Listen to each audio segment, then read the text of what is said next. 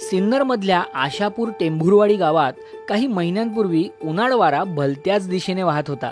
गावातली एखादी व्यक्ती जरी समोरून चालली ना, त्याच्याबद्दल लगेच कुणीतरी काहीतरी बोलायचं, वाकडंच बोलायचं, त्याला असं टोचून बोलल्या संग आणि हाच वेळ आमचा असा कंटिन्यू निघून जायचा. याचा कुठं पाय अडवायचा, त्याचा कुठं अडवायचा, कोणाचे बोटं कुठं धरायचे, कुठं मोडायचे, हे आम्हाला चांगलं जमायचं. पण गावात टवाळक्या करणारी ही मंडळी फार्मर कपच्या प्रशिक्षणाला गेली आणि चमत्कारच घडला. ज्या वेळेस त्यांचं ट्रेनिंग पूर्ण झालं आणि ते माघारी यायचा प्रवास चालू होता, त्यावेळेस त्यांच्यात म्हणजे जबरदस्त बदल बघायला मिळाला. गाडीत बसल्यावर तिने पहिला आपला गट रजिस्टर केला.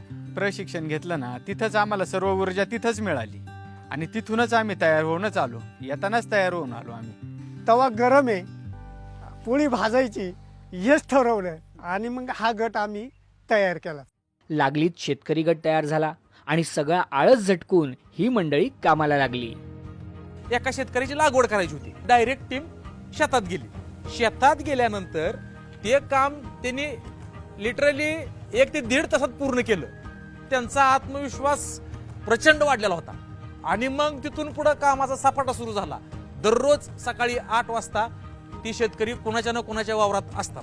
मग हळूहळू ती सवय लागली आणि आमच्यातही परिवर्तन झालं का आम्ही जो सकाळचा वेळ जो गावात घालवायचं, तो वेळ न तिथं गावात न घालवता आम्ही मग सुरुवात जशी पहिल्या दिवशी केली तशीच शेवटपर्यंत करायची असं ठरलं.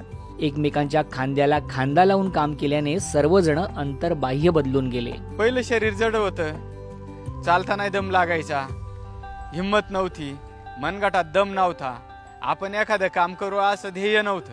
आता अंग दुखत होतं पूर्वी बसून बसून, आता अंग दुखत नाही ना. आता सराव झाल्यामुळे काय होतं, एनर्जी उत्पन्न तयार होते. सकाळी उठलं का असं वाटतं कुठंतरी काम केलं पाहिजे.